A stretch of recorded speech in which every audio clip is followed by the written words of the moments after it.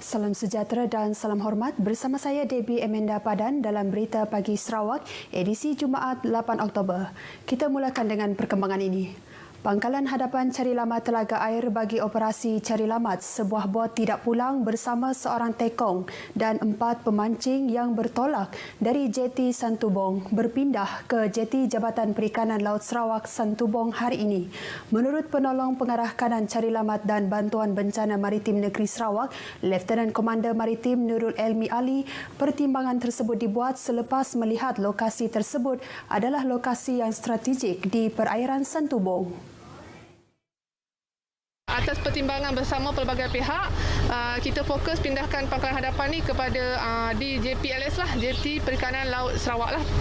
Dan sebab apa? Utamanya adalah sebab dia lebih dekat lah dengan faktor logistik untuk kapal-kapal dan juga bot untuk melakukan pencarian dengan lebih segera lah. Beliau berkata demikian kepada pemberita di Jeti Telaga Air Kuching semalam. Dalam pada itu, beliau turut memberitahu pihaknya menghadapi cabaran dalam pencarian semalam berikutan tidak ada sebarang petunjuk baharu selain penemuan buaya pada Isnin lepas. Tambahnya, pencarian yang dilakukan sejak hari pertama operasi dari Tanjung Datuk, Tanjung Sipang sehingga 30 batu nautika turut tidak ada penemuan sebarang objek. Mengulas lanjut, beliau memberitahu keseluruhan pencarian semalam meliputi 526 batu nautika persegi sehingga lingkungan 40 batu dari Tanjung Sipang dengan melibatkan 11 aset iaitu 2 aset udara serta 9 aset lagi melibatkan pelbagai agensi. Beliau turut menolak kemungkinan bahawa bot yang hilang tersebut memasuki perairan Indonesia. Jawatan Kuasa Pengurusan Bencana Negeri JPBN Sarawak mengesahkan sebanyak 1,413 kes baharu positif COVID-19 telah dikesan di negeri ini semalam, menjadikan jumlah kumulatif kes positif di Sarawak meningkat kepada 221,042 kes. Namun daripada jumlah kes yang dikesan, hanya 26 kes merupakan kategori 3, 4 dan 5, manakala 312 kes adalah dalam kategori 1 iaitu tidak bergejala dan selebihnya dalam kategori 2 bergejala ringan.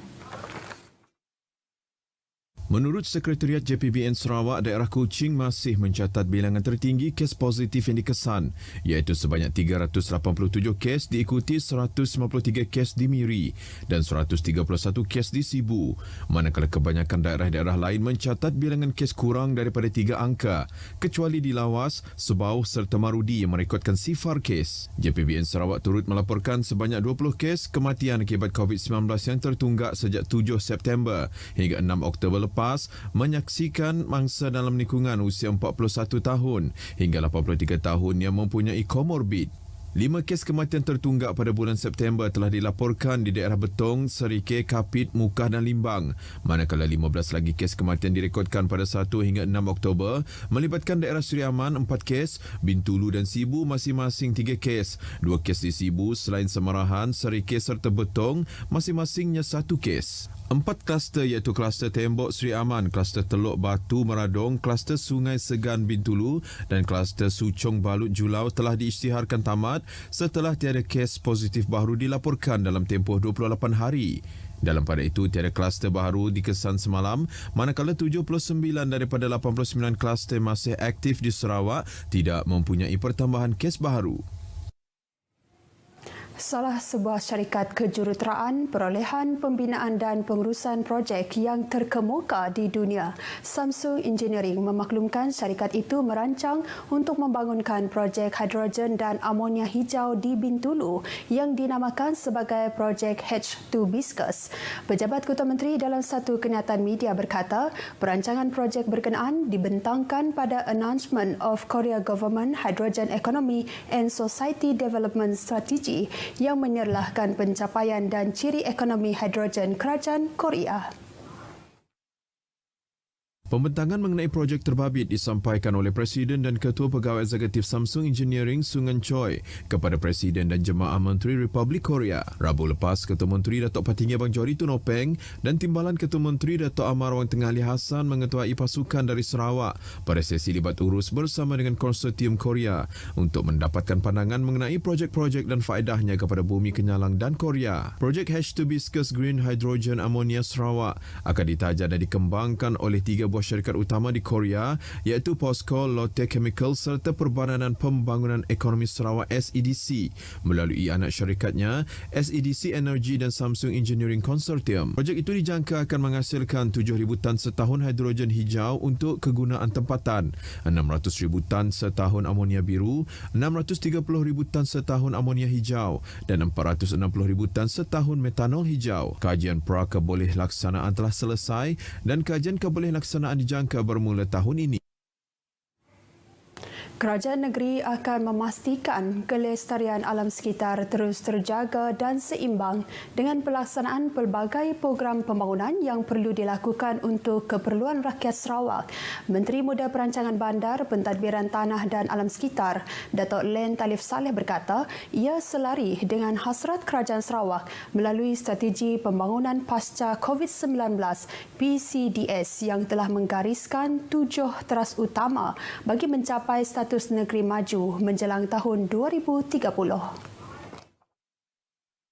Dalam kita membangunkan negara ataupun negeri kita kita juga memberi penekanan yang sama untuk memastikan projek-projek ataupun aktiviti yang kita jalankan selari dengan alam sekitar setempat. Beliau menyatakan demikian kepada pemerintah selepas merasmikan program restorasi lanskap hutan yang dianjurkan oleh Jabatan Hutan Sarawak di Dewan Serbaguna Kampung Seberang Serike. Ujarnya lagi pelaksanaan program restorasi lanskap hutan ini adalah selari dengan aspirasi kerajaan negeri untuk membangunkan ekonomi serta mengekalkan kelestarian alam sekitar.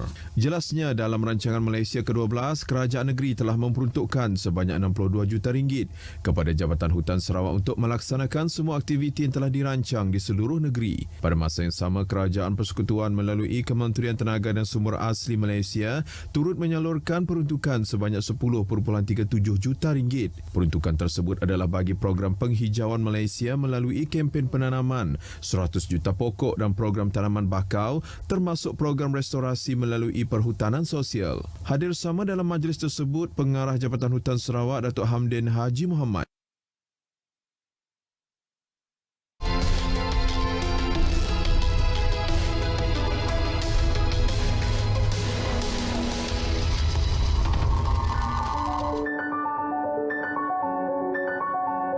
Aplikasi Sarawak Pay kini dikenali sebagai SP Global. Penjenamaan semula aplikasi e-wallet ini selari dengan fungsinya sebagai pembayaran tanpa tunai di luar negara yang menerima transaksi Union Pay. Penggunaan Union Pay yang dihubungkan dengan SP Global akan memudahkan rakyat Sarawak khasnya yang berada di luar negara untuk melakukan transaksi pembelian. Sarawak Pay mempunyai liputan ke seluruh dunia, Eropah, termasuklah England, di North America dan di Asia, di China, India, Hong Kong, Korea. Inisiatif ekonomi digital oleh kerajaan negeri ini berjaya memberi manfaat kepada hampir 500,000 pengguna termasuk lebih 70,000 peniaga di negeri ini. SP Global, inisiatif kerajaan untuk rakyat. Hospital Umum Sarawak HUS sedang mencari ahli keluarga atau waris kepada seorang pesakit lelaki yang dikenali dengan nama Luke Anak Kecambang. Menurut kenyataan media Jabatan Penerangan Malaysia Negeri Sarawak, kenyataan daripada HUS memaklumkan pesakit tersebut telah dibawa ke Jabatan Kecemasan dan Trauma menggunakan ambulans pada 2 Oktober lepas selepas menerima panggilan dari orang awam. Pesakit tersebut yang kini masih berada di ward perubatan lelaki HUS memaklumkan beliau berbangsa Iban dan berasal dari Kampung Bulu, Buloh, Sadong Jaya. Manakala alamat terakhir ialah di Semariang, Kuching dan mempunyai adik-beradik lelaki bernama Bunu Anak Kecambang. Menurut kenyataan itu, kerjasama Jabatan Pendaftaran Negara telah dipohon untuk mengesahkan identiti pesakit melalui cap jari atau thumbprint. Sehubungan itu, pihak hospital memohon jasa baik orang ramai atau waris yang mengenali pesakit agar segera menghubungi Pegawai Kerja Sosial Perubatan Dr. Asri Idil Italiani di talian 011 363 14733 dengan kadar segera. Polis Kuching menahan seorang lelaki bagi membantu siasatan berkenaan video seorang lelaki memukul seorang wanita di sebuah restoran di kawasan Pending Kuching yang dimuat naik di laman Facebook pada Rabu lepas. Ketua Polis Daerah Kuching SCP Asmon Bajah dalam kenyataannya memaklumkan siasatan awal mendapati kejadian berkenaan berlaku disebabkan salah faham antara sepasang kekasih warga tempatan yang berumur dalam lingkungan 30 tahun. Beliau memberitahu wanita terbabit tidak mengalami sebarang kecederaan. Terdahulu video yang dipercayai dari rakaman dari kamera litar tertutup yang terdapat dalam restoran tersebut tular di laman Facebook sejak Rabu. Video berdurasi 20 saat tersebut dimuat naik di laman Facebook Made in Borneo. Kes disiasat di bawah Seksyen 323 Kanun Keseksaan. Baik, sekian dahulu berita pagi Sarawak edisi 8 Oktober. Amalkan norma baharu dalam kehidupan dalam peralihan kita ke fasa endemik. Biasakan diri dengan memakai pelitup separuh muka ketika berada di kawasan tumpuan awam. Sehingga berjumpa lagi, salam hormat.